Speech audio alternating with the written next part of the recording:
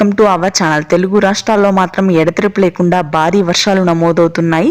ముఖ్యంగా ఈ రోజు రేపు ఏ జిల్లాలో వర్షాలు కురుస్తాయి, వాతావరణ పరిస్థితులు ఏంటో తెలుసుకునే ముందు మీరు ఇంకా మన ఛానల్ కనుక సబ్స్క్రైబ్ చేయనట్లయితే వెంటనే సబ్స్క్రైబ్ చేసి పక్కనే ఉన్న బెల్ ఐకాన్ని కూడా క్లిక్ చేసేయండి.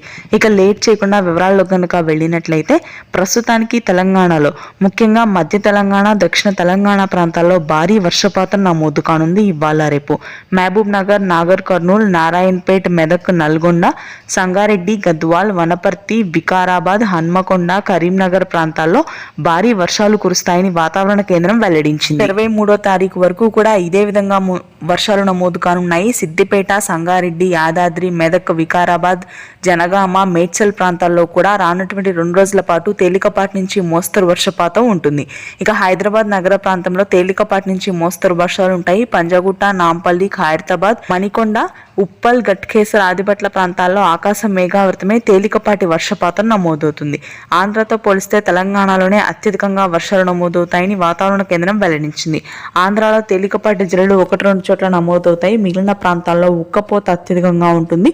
ఉష్ణోగ్రతలు కూడా భారీగా పెరుగుతాయి. శ్రీకాకుళం, విజయనగరం ప్రాంతాల్లో మాత్రమే తేలికపాటి వర్షాలు నమోదు కానున్నాయి. Thanks for watching.